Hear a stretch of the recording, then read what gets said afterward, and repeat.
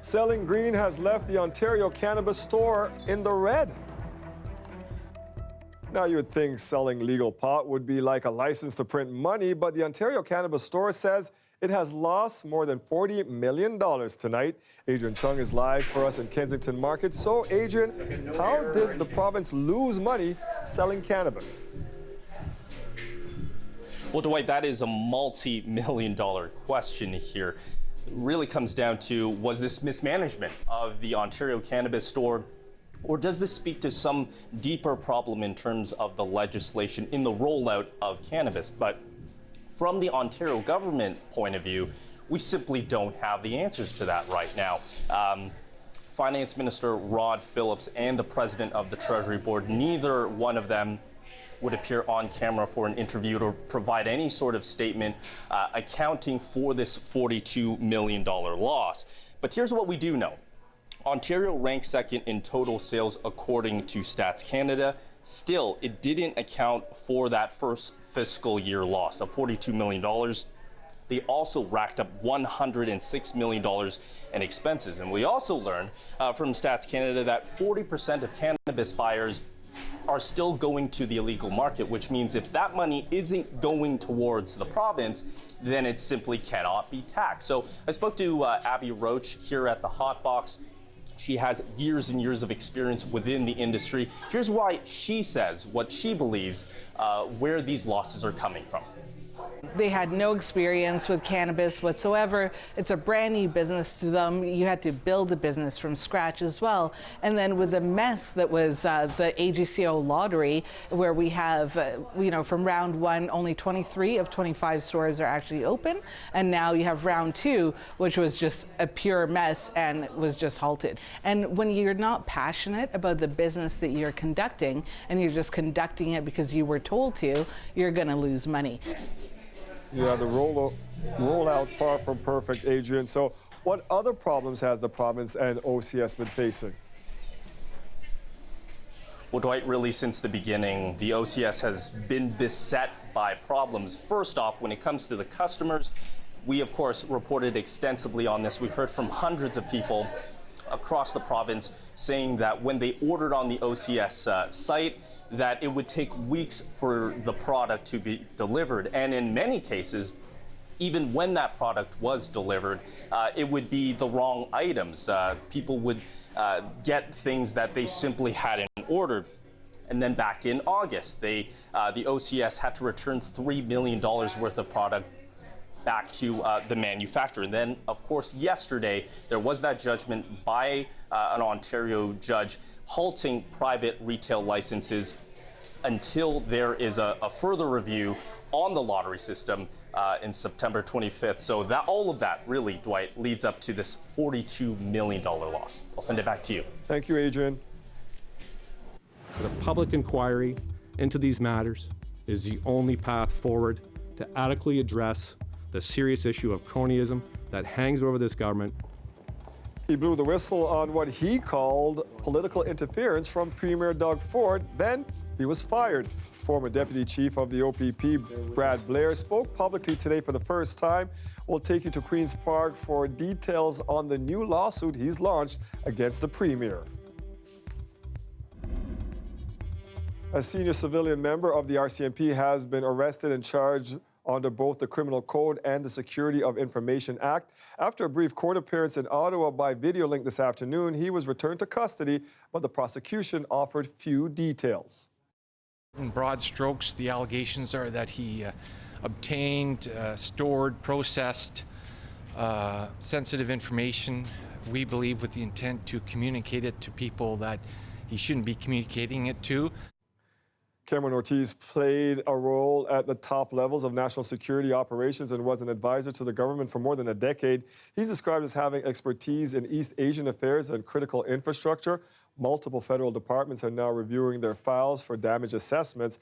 Public Safety Minister Ralph Goodale says Canadians can still have confidence in security and intelligence agencies. Ortiz has another court date next week.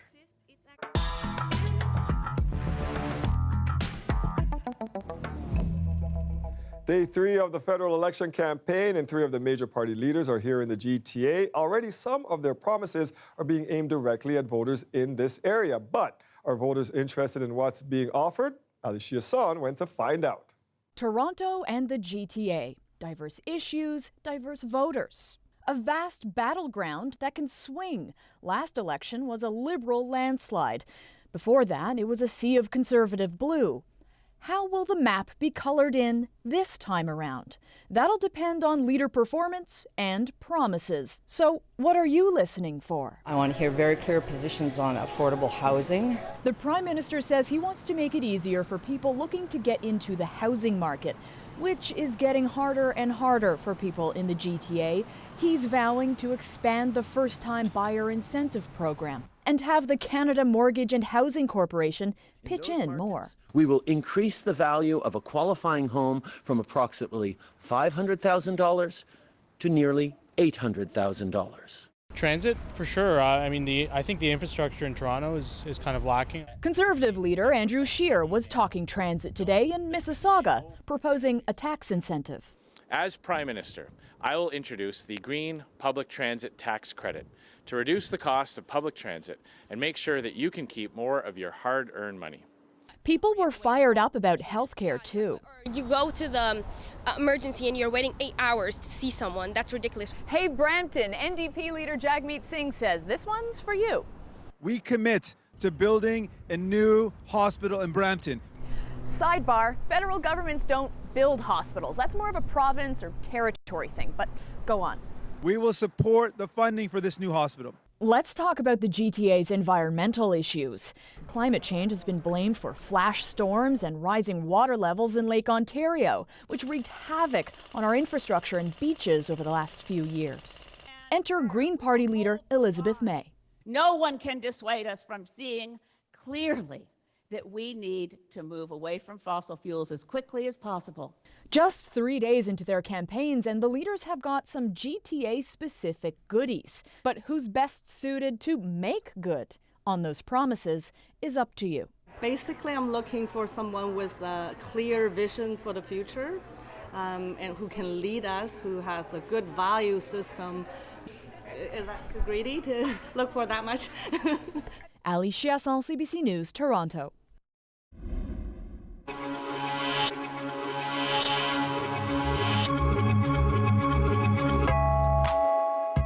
During the election, we'll be putting together a weekly brief focused on issues that matter to the GTA. You can find it on Twitter, Instagram, and on Facebook every Friday. The death earlier this week of a woman near Yonge and Eglinton, just the latest pedestrian fatality on city streets. Now, counselors and road safety advocates are offering different fixes for the intersection where she was killed. And some say a road redesign is the only way to prevent another death. City Hall reporter Lauren Pelly is looking at solutions and joins us live tonight from the intersection at Yonge and Erskine. And Lauren, what's it like at that intersection? Well, this is pretty typical for this intersection. We've been here multiple times this week. And as you can see, there's a lot of pedestrians crossing that road behind me.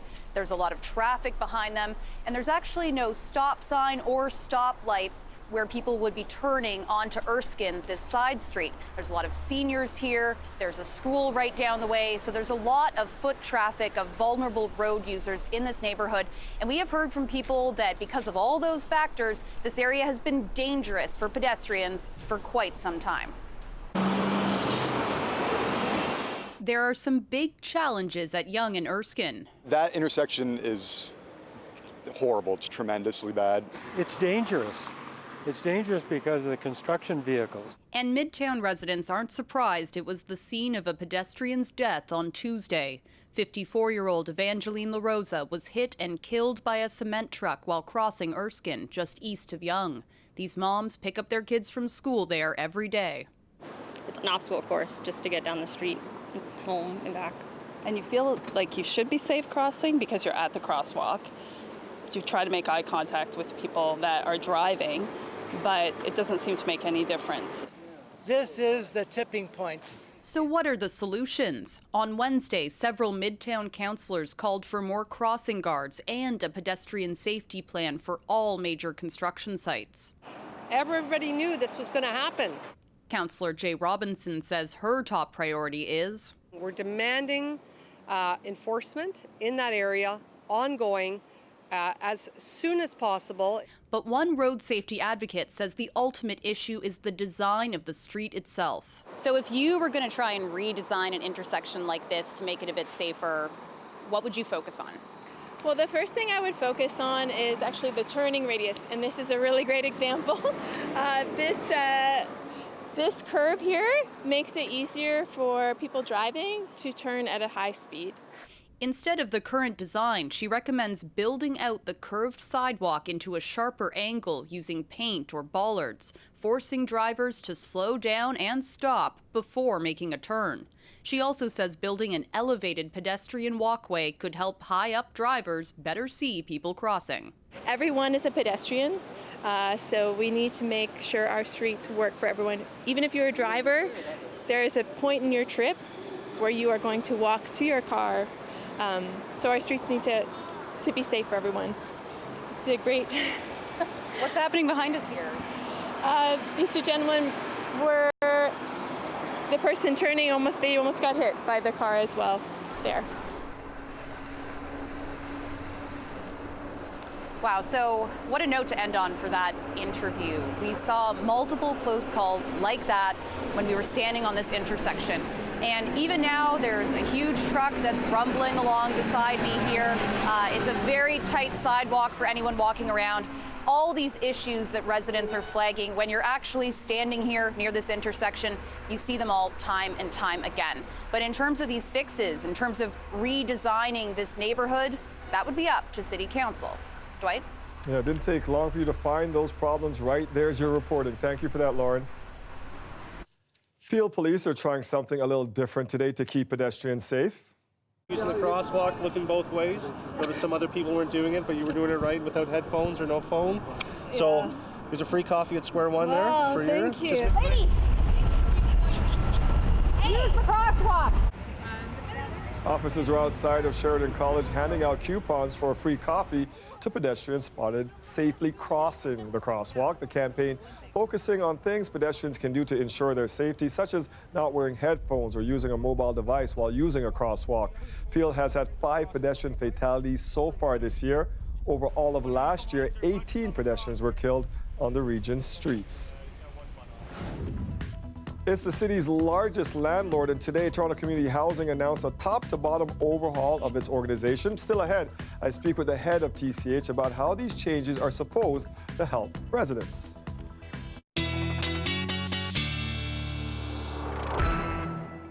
So Nick Collett promised us sunshine for the weekend, but now that she's gone, do you not have to keep that promise?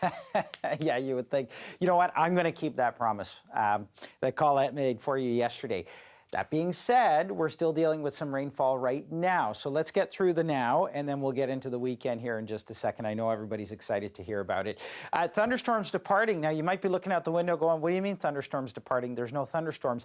That's because they're still to the southwest of us, but they are coming for tonight. We'll get to that in a second.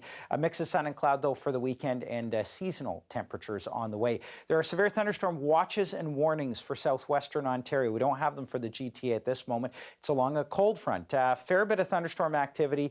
Potential for some severe weather down in southwestern Ontario. We had some earlier showers along the warm front with the system. This is the cold front in behind it, and we're expecting that to move through the GTA coming very shortly. Now, we'll see the leading edge of this in the next couple of hours, around about 8 o'clock, but the heaviest of the rain coming closer to about 9 o'clock tonight, and that'll last through till about 1, 2 in the morning, and that could bring with it upwards to about 20 millimeters of rain, although locally even heavier amounts. So wouldn't be surprised to see local flooding with some of these if we get a very heavy downpour. Those will depart through tonight, and then by tomorrow, look for a mix of sun and cloud, 21 degrees, your full weekend forecast in just a bit. Dwight. Thank you, Nick. You bet. After years of turmoil among senior staff, Toronto Community Housing announced a massive restructuring today. In short, the changes take the decision-making away from TCH's head office and into each building and community. It will do that by creating more than 100 local teams made up of frontline staff, including building superintendents. Now, the goal to make customer service decisions on site. I spoke with the CEO of TCH, Kevin Marshman, earlier today about these changes and the issues facing community housing today. What we've heard from tenants is that it's very frustrating and takes too long to get answers to their basic day-to-day questions. This structure is really about empowering the front lines and wrapping services around the superintendent to support the vast majority of tenant requests that are going to come to the organization. This is in addition to the continual call center lines and tenant support lines that we have, so we're not taking those away so they can reach us through there. But very often the tenants, they see the superintendent on a day-to-day basis, and we want them to be able to have the superintendent and the staff supporting the superintendent be able to answer their questions. So it's really very much focused to turn this into a service-structured organization so we can get the right people at the right place to make the right decisions on a timely basis. Getting this focused on tenants and addressing, the issues, we've got, crime, gang and crime issues that you've heard me speak about at the various meetings. These communities are marginalized and they are going through a lot. And sometimes you have a whole building of, say, 100 or 1,000 people, and you got maybe 2 families causing major ruckus and problems for everybody that lives in that building, in that community. And when you've heard me talk about that at the safety meetings that occurred recently, you've heard me talk about that this really requires all 3 levels of government. Yes. You've heard the police chief say that he can't police, his way out of this. We need economic opportunities for youth. We need, support structure in place for families. And so I continue to call on the other levels of government to participate with us and partner us. We're taking our step in terms of how we can affect better service for our tenants, but there is a broader discussion that I hope to contribute to in the future. Yeah, I do feel like there were more services available there in these communities when I was growing up, and I hope that the kids today get the same. And whereabouts was it that you grew up? I lived in the Grassways, the James Finch, turf Grassway. And we had the same kind of issues that people are going through now with the gang violence, with the gun issues, but I do feel like there were opportunities. We had a swimming pool in the neighborhood. We had a community center. Yeah. We had things to help us. And that's one of the areas where we actually had to shut units. Yes. Because we didn't have enough money to fix it, and when we went to go fix the building, we found that it had deteriorated far more, than we expected it to. And so that's why it's important that our partners come together with us and invest with us. This is an important segment, of our society. We've got 100,000 people living 110,000 people, living in our units. And I agree with you. To a large degree, they've been marginalized, and we need to fix that. Good luck. Thank you, Dwight. I appreciate it. I'm Deanna Sumanak-Johnson here at Roy Thompson Hall, standing on the red carpet where just minutes ago I got to talk to one of the biggest international stars, Miss Priyanka Chopra. She put the international in the Toronto International Film Fest. I'll give you more of that coming up after the break. The weather update is brought to you by Train Extreme Conditions Testing. It's hard to stop a train, really hard. Train, the most reliable heating and cooling brand.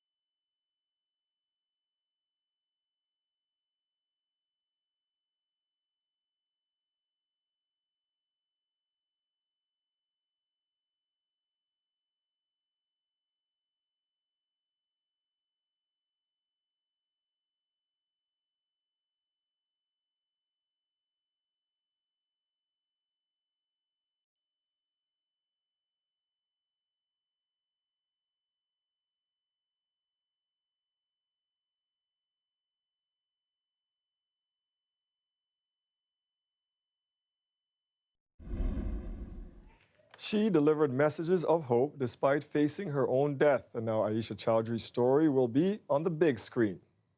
My story is different from most because I had to undergo a bone marrow transplant when I was just 6 months old. And now I have pulmonary fibrosis, which is a serious lung disease, and my lung capacity is only 20%. Chowdhury's life and writing inspired the new movie The Sky is Pink, starring Priyanka Chopra Jonas. The movie is having its world premiere at the Toronto International Film Festival right now. Deanna Simonak-Johnson joins us live from the red carpet. So, Deanna, what makes The Sky is Pink so special? Well, Dwight, I'm getting a chance to stand on this red carpet because everybody has just piled inside the movie theater right now. But just minutes ago, there were hundreds of fans. Of course, Priyanka Chopra Jonas is a huge international star who has starred both in North American English language productions as well as maintaining her career in the Indian film industry. This film is in Hindi. It is, as you mentioned, a very touching, very difficult subject matter, but is such an inspiring story. And Priyanka Chopra Jonas plays the mother of this girl who really dedicates herself to spending as much time as she can with her and showing her the beauty of life so she can have a great life to the very end of her very short life. Now, the interesting part, of course, was that in real life at that time, Priyanka Chopra was just falling in love with Nick Jonas, who she has married since in that lavish, many days wedding ceremony. She has recently expressed her desire to have children and start a family. So I asked her what it was like to be at this such a happy point in her personal life and be playing this woman who is going through really the nightmare scenario for any parent. This is what Priyanka Chopra Jonas had to say. It was a really hard juxtaposition of real life for me, especially because I was getting married, and at the same time this film deals with loss of a child, which is such an unnatural way of being. So it was great to have Nick's support because he came down early while I was filming to handle logistics. So that's why it was a lot better, but it was very trying for sure. She is always a class act. I wanted to say she was sort of rushed alongside the red carpet, but she did stop by to talk to us, always makes time for all of her fans, and really maintains an unusual international profile as an actress. I can't think of anybody else who really has, dual careers happening in 2 different countries. Thank you for that. Thanks so much, Dwight. I just want to take care of my grandma. Maybe go shopping every once in a while. That's a peek at the film Hustlers, which premiered at TIFF. It's about a group of strippers who band together to take aim at the stock traders and CEOs who visit their club. The film stars Jennifer Lopez, Constance Wu, Cardi B, and a host of other big names. Eli is here now to tell us all about it. We'll start with where it begins. I only saw 2 movies at TIFF. This was one of them, and I swear it had nothing to do with the fact that J-Lo, Cardi, and Lizzo are all in this one. Just a happy coincidence. Just a coincidence. All right, well, the rest of you can see it right now. We start in the club with the new girl, and Constance Wu plays the new girl. Yes, she is a stripper. Good stripper name, Destiny. So there she is, learning from the best, Jennifer Lopez as Ramona. So as Destiny, Constance Wu's character, she's in this club. It's 2007. This is Wall Street. There's lots of money floating around, but yeah, there's Cardi B, but Constance's character, she's not confident yet. She's still figuring it out, where to bring the men, how to keep them paying, how to get the right guy to go to the champagne room. And then she looks at Ramona. And when Ramona, as Lopez, comes in the room and slides down that pole, by the time she's on the bottom, she's on a bed of money. Like, the room stops for this woman. She is a rock star. And so, at one point, Destiny goes up on the roof, and they have a little bit of a heart-to-heart. Let's take a look. Back when Stevie Wonder came in. What did Stevie Wonder come in the club for? Casey had him in the champagne room. Swears to God he isn't blind. Wow. How come you're so good? I see you with every single kind of guy, and I don't know, it's like you have them all figured out. I guess I'm just a people person. All right, so there's Ramona talking about her glory days, saying she's a people person, but she is a smooth operator. She looks at Destiny, she thinks, okay, there's some talent I can work with. And for a while, things are going great. But then what happens? The economic crash of 2008, you remember the mortgage bubble popped. Suddenly, the club is empty. And now Ramona's looking at some of these Wall Street tycoons who don't really seem to be paying for their crimes and thinking, yeah, I think I can learn something here. Take a look. We gotta start thinking like these Wall Street guys. You see what they did to this country? They stole from everybody. Hardworking people lost everything. And not one of these went to jail. Not one. Is that fair? It's not fair, but this is a place where ethics don't really seem to be that important. So what happens? Well, they come up with this news scheme. You've got Ramona, you've got her crew of devastatingly beautiful women. They go out into the nightclubs. There you go. They've got their target. In waltz the ladies who could say no, give them some drinks, put something in one of the drinks. They're now drugged, bring them to the nightclub, get that corporate card, and that's where things get messy. All right, so we start in the club, but what you're describing sounds like a mafia or a con style movie, yeah? Well, you know, it's interesting. I mean, it starts as like Magic Mike, but the female version, but by the end, it's almost like Goodfellas. But again, it's all about women. And that's what I love about this is that although it is about what these women did and how they were fleecing these clients, and this is based on a true story, there was throughout this film this feeling of female empowerment. And that's because the director was Lorene Scafaria, who also wrote the screenplay. And so even though, sure, it's, you know, tantalizing and sexy, you never really feel that these women are being exploited. They're constantly in control. You see that camaraderie backstage. You see the support. And then Jennifer Lopez, this is the best thing she has done since Out of Sight, because she has so many sides. She's maternal, she's protective, she's generous, she's looking out for her girls. But then when things start to get messy, she's bringing the hammer down, right? She's the mafioso. She's saying, you know, don't snitch and trying to keep a lid on things. And the other thing about this that might surprise you, you look at this, you think, okay, it's a fun movie. It's a glitzy movie. This is a movie about America. This is a movie about women who felt they had no opportunities, that the deck was kind of stacked against them, and so they had to do what the men around them were doing so that they could finally get a taste of that good life. That's what makes this, I think, a great film, and I'm giving it 4 stars out of 5. I liked it too. Thank you, Eli. Today, it's University of Toronto's Varsity Stadium. But 50 years ago, on this day, it hosted an iconic festival that's said to have sped up the breakup of the Beatles. All we are saying is give peace a chance. It really was a historic day. The first time a Beatle had ever performed outside of the Beatles. You're never going to see that again ever in any kind of lifetime. I'm Talia Ricci, and we'll take you through history coming up.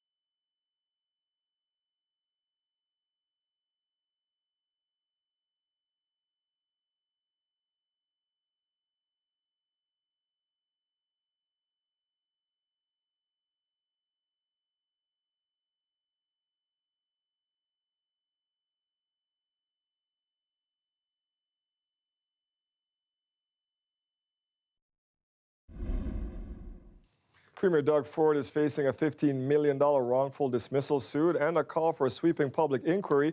It all comes from Brad Blair. He's the OPP deputy commissioner who raised concerns when a friend of Ford's was named to lead the provincial police. Blair was then fired in March. The story now from our Queen's Park reporter, Mike Crawley. Brad Blair arrives at Queen's Park to speak publicly for the first time since he was fired after nearly 33 years with the OPP. The OPP was my family. Blair describes his firing as unlawful and traumatizing. He says it felt like when his father died. And if you've ever lost a parent, you'll know the incredible amount of sadness and loss that you feel. That's how I would compare it. That's what it feels like to me. Blair alleged political interference last December after the province named Toronto Police Superintendent Ron Taverner to lead the OPP. Taverner is a longtime friend of Premier Doug Ford. He only met the job's qualifications when they were suddenly changed. The effort was to rig the appointment of the leader of the second largest police service in the country. Taverner declined that job in March, and soon after, the Ontario Integrity Commissioner ruled that Ford did not break the province's ethics laws. But Blair wants a deeper probe. That a public inquiry into these matters is the only path forward to adequately address the serious issue of cronyism that hangs over this government.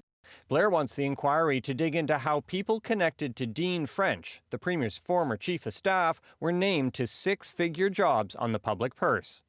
Blair filed a lawsuit today against Ford, senior officials, and the government. He's seeking $15 million in damages. He's put his life on the line. He's put his well-being on the line many times. But if there's one thing he's always done the right thing. The right thing is not always the easy thing, and this is certainly not easy for any of us. In response, Ford's press secretary issued a statement that did not mention Blair or his call for an inquiry. Blair is also suing Ford for defamation. None of his claims in either case have been proven in court. Mike Crawley, CBC News, Toronto.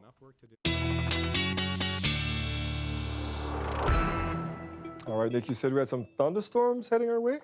Yeah, we do, Dwight. Actually looking at some severe thunderstorm watches and warnings down in southwestern Ontario. Hearing some reports just south Windsor of some downed trees and power lines. This just sort of an indication of the kind of weather that's making its way toward the GTA. We don't have severe thunderstorm watches or warnings in effect for the Golden Horseshoe. They are southwestward from us. However, we are expecting to see this weather move into the GTA, so wouldn't rule out seeing that later tonight. There's a look at the system broadly speaking. It's along a cold front. That actually sits further back through Michigan, and there's two lines. The leading line with this storm system is going to sort of poke into the GTA in the next hour to hour and a half. That's down here, but the bulk of it is actually up further to the west, and this is the stuff that's going to bring the heavier rainfall closer to about 10 p.m. tonight. Now, there is the potential for some very heavy downpours, also some very strong winds, maybe some hail as well. Conditions not necessarily conducive to tornadoes, but that being said, with severe weather, can't totally rule them out at any point. So here's a look at how we time things out. So this shows it around 9-10 p.m. tonight. Again, leading showers, though, are expected, but the heaviest of the rain coming after about 9-10 p.m. lasts through till about 1-2 in the morning tonight. And then by tomorrow morning, a little bit of cloud cover, but we're looking at a mix of sun and cloud through tomorrow afternoon. And that carries through until Sunday, although Sunday morning and in the afternoon, a few spotty showers in the forecast for us. Totals around 10 to 20 millimeters, though locally heavier amounts, especially north of the GTA for tonight. This all being fueled by warmer temperatures up to 22 degrees right now. As this system moves through tomorrow, things start to clear out, 21 degrees, some drier weather. Sunday, the risk of a few showers. Same story for Monday as well, 23 degrees with a little bit of humidity building back in. The warmest of the days, though, Wednesday with sunshine. Dwight. Thank you, Nick. You're welcome.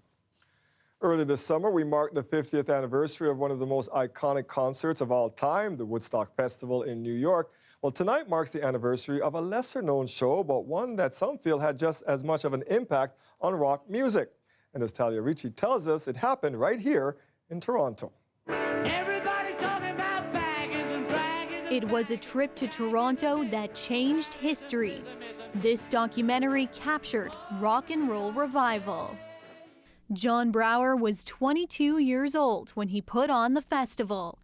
There isn't one moment that I could think of that stands out any more than just about all of them. Because from the time the show was announced by our partners that it was going to be canceled until John Lennon got off the plane, everything was just moment to moment to moment. Don't let me down. It was the first time any member of the Beatles played on stage without the rest of the band. John Lennon basically got his mojo back. The crowd went crazy. Give peace a chance. Everybody was up on their feet waving the peace signs. And that 1969 performance that boosted Lennon with confidence is said to have contributed to the breakup of one of the most iconic bands of all time. Because after the show, he told his manager he wanted to leave the band. Can you kind of explain what this looked like when you were the there? stage was here. The crowd was all here. All of the performers were backstage. Doug Thompson had a backstage pass. They were nervous. John was a little nervous. I don't know what he did to calm those nerves. It was starting to get dark, and the MC introduced John and Yoko, well, John and the Plastic Ono Band. He kind of asked everybody if they had lighters or matches to kind of light it. That was really the first time that kind of thing had been done. And so when John came out, there was a sea of little matches and lighters. I think for a while, Varsity Stadium and actually the U of T were seen as pretty hip to rock music. As I said, there were a number of festivals, and the university had a good record of booking rock bands. This was the record that was made. It was called Live Peace in Toronto, 1969, and it had all the songs. The Plastic Ono Band were given a shirt like this. It's a bit on the worn side. Showing off mementos of that day, author Piers Hemmingson also shares a phone call with John and Yoko. We just seem to be, maybe help us here, we just seem to be getting wires from the Canadian immigration. Oh, for us really? they'll give us a chartered plane of 30 to go and play at a rock concert this weekend. Tomorrow, put us up in a castle or something. John and Yoko in 1969 were all about the message of peace. And they thought this was a way for them to get their message out. Why do you feel like it was so special to actually be in attendance that day? It was like being at Woodstock.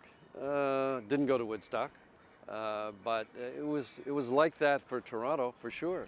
It was the concert that almost didn't happen, and one that Torontonians didn't want to miss. They were climbing over the wall on Bloor Street, the north wall, and we had to let over 1,000 people in for free that were crushing the north west gate because we didn't have any more tickets to sell them, and there was no other way to keep them from being injured than to just open the gates and let them in. It was just a lot of fun. Talia Ricci, CBC News, Toronto. She's good at softball, volleyball, track, and every other sport she's ever played. I'm Lorenda Redekop in Whitby. Coming up, I'll introduce you to Kaya Gordon. This weekend, she's headed to Calgary, and it's for a sort of boot camp for future Olympians. And it could be that she ends up being assessed as a talent for a sport she's never even tried before. I'll have that story coming up.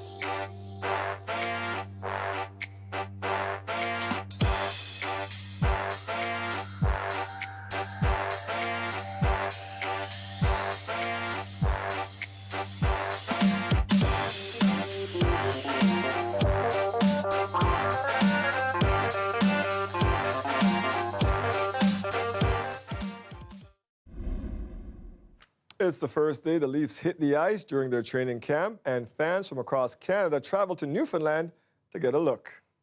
We got here around 10 o'clock last night, so been here for quite a while. It was definitely wet, it was cold, we didn't sleep much, but I think it's going to be well worth it in the end, so happy to be here. We're pretty competitive hockey moms, I guess you could say. We wanted to get first crack at good seats. It's personal. You get up and close with the players, and it's just so enjoyable for everybody. People waited in the rain for tickets and a chance to see their favorite players, and as you can see, that's fans young and old. Good news is, everyone who lined up was allowed to enter the rink, and once inside, the excitement for both fans and players grew. Go, Leafs, go! Is that going to be in the news? Yeah. This is the passion right here. This is what we all want to watch and see these players up close and personal, right? So it's pretty cool. Oh, they're great. Really nice group of people. I'm still trying to understand like the accents and stuff, but it's going to take me a little time. But I got some. We got some practice in, learning from our one of our equipment managers is from here, so he's teaching us some different lines and sayings to get used to. Like what? Something like the nippers, because like the mosquitoes or something like that. Like the nippers are out, the mosquitoes are out. I thought it was something else, but. The Leafs' first preseason game is set for Tuesday against the Ottawa Senators. It's a crucial weekend for some GTA athletes. They're competing in a sort of boot camp for potential Olympians. It's called RBC Training Ground. Lorena Redekop caught up with a talented teenager from Whitby. Kaya Gordon didn't tell many people at school what she's up to this weekend, but she's been training hard for it. Out of almost 2,000 people who tried out, she made the final 100, competing for funding by a national sports organization. It's a huge opportunity, especially I feel like I'm one of the younger people going to compete. I think it's just an opportunity that I just want to grab. She plays softball, volleyball, does track. You name the sport, she probably excels at it. But all those activities aren't cheap. My parents have always been looking at money as a consideration to sports I'd like to play. Like in gym class today, they're asking me, oh my gosh, why don't you play tennis? And I'm like, it's too expensive, I can't afford that, that's way too much money. We always say we will do whatever we can to get you to your goal, but this would definitely take a huge, burden off the family. Kaya is one of 4 kids in her family. Both her parents attended university in the U.S. on sports scholarships. But her mom says her daughter has her own goals. She's self-driven, she's self-motivated, we don't have to push her, and it's nice to see that she gets rewarded for all the hard work. This summer, she trained under a top sprinting coach to help prepare. Tony Sharp is a former Olympic medalist and was also Andre DeGrasse's first coach. He says she's got the right mindset. Like I always say, talent runs out. It does run out. You have, at some point, you're going to have to learn to train, and then you're going to have to appreciate the fact that you have to train hard. So I see that in her. At this weekend's event, 8 national sports organizations will judge speed, power, strength, and endurance. She could end up pegged as a talent in a sport she's never even played before. That's how she tried rugby earlier in this process. The beauty of this program is you might be playing one sport, but somebody who's involved in another sport looks at you and says they have potential to be a bobsleigh athlete, a cyclist, a track and field athlete, anything. Gordon is nervous, but mostly excited. She's always dreamed of making it to the Olympics. Look at it as an experience to get better and an experience to maybe make your dreams come true in the end. Lorena Redekop, CBC News, Whitby. Can we hear from you on the judge's decision? A desperate housewife will soon have a new house, the big house. Actress Felicity Huffman has been sentenced to time in prison for paying thousands to rig her daughter's SAT scores. Coming up next, how long she'll be behind bars and how her fate could affect the dozens of other parents who are part of the college admission scandal. Plus, So Brian right here is painting a giant citrus mouse. It's just one of 14 murals featuring national and international artists in Yorkville. I'm Natalie Nanowski, and I'll have your sneak peek of the event coming right up.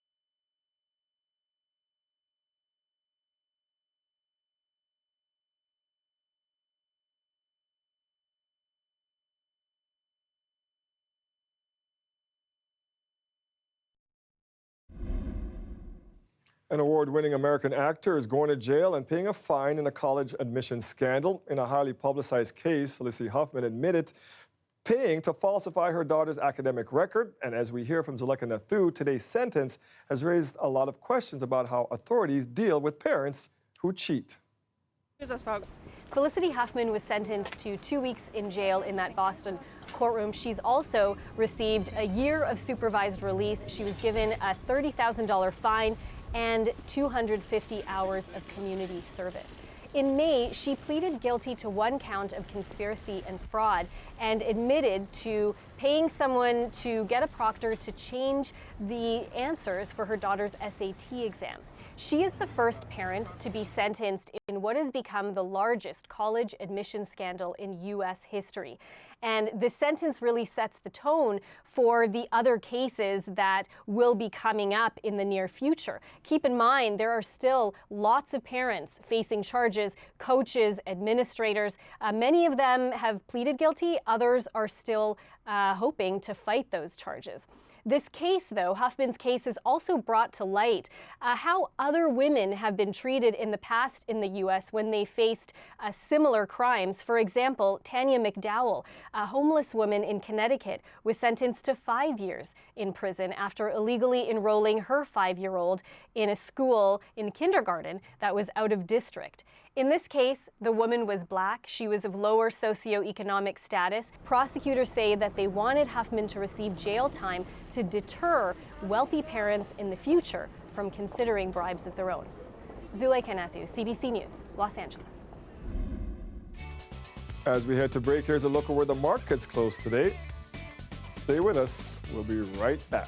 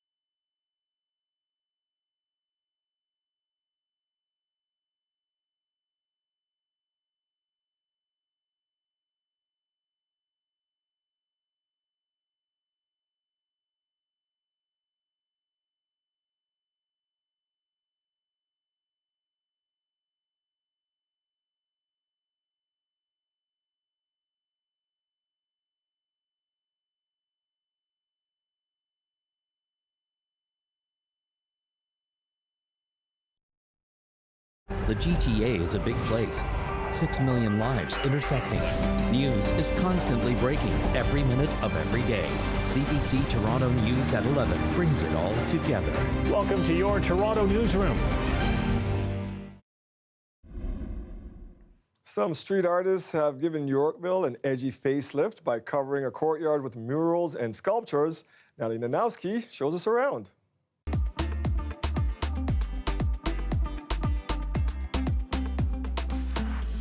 Right behind me is Yorkville Murals. 14 artists, some Canadian, some international, have taken the walls here and transformed this space into an outdoor gallery.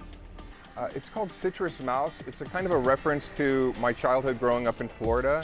Art to me is something that's very unique to each individual artist. I feel that it is something that comes from your life experience. I made a lot of walls around the world, some small, some big. My style is a mix of ancient culture from the Eastern world and contemporary urban art. It's an amazing social opportunity and an amazing space for artists to showcase their talent. Or if you want to be big, you're hitting the streets and you're doing some, exposition that hundreds and thousands of people every day can walk by and see. There's big names like LA's Mr. Brainwash and Canadian talent like Montreal's Ola Volo, who draws from her Kazakhstani roots. From the beginning, I was very excited to incorporate Canadian talent because I think there's so many talented people here, but they rarely get a chance to be shown in the context of the most established international names. There's also Toronto's Ben Johnston, known for his word art that pops off the wall. Do you know the reason behind OK? Like, what does it mean? Well, he just is just okay. If you go on Instagram, for example, you would see people standing in front of it saying everything is A-OK. The event is open to the public and meant to inspire future talent and promote the city's art scene. Students come here, it's like, oh, I can make a living out of art, out of public art. Everything else in Toronto is getting a lot of attention, and I'm hoping we could be a lot of help with the art scene in the next 10 years, to make it really a big destination for arts. The murals will be up for a year. Some will be replaced with new artists. The hope is that next year the festival will be bigger to include almost every wall in Yorkville. Natalie Nanowski, CBC News, Toronto. You've got some important info for folks as we head out. Yeah, Environment Canada issuing a marine tornado warning. This actually just west of Goderich, so it's not quite for the GTA, but this is along that same line that we were talking about that's going to move through the GTA coming up in the next couple of hours. So that's the kind of weather that we're watching. Again, starting tonight, anywhere from around 8 p.m. with some light showers, but closer to about 9 to 10 p.m. That's when that line of thunderstorms moves through. Potential for severe weather there. I wouldn't be surprised to see some warnings popping up for the GTA as well. All right, thank you, buddy. That's it for our show tonight. Thank you for watching. Mike Wise has your next local news at 11 tonight. Maribel Tarouk has your news all weekend. We'll see you back here Monday at 6. Have a great weekend, everybody.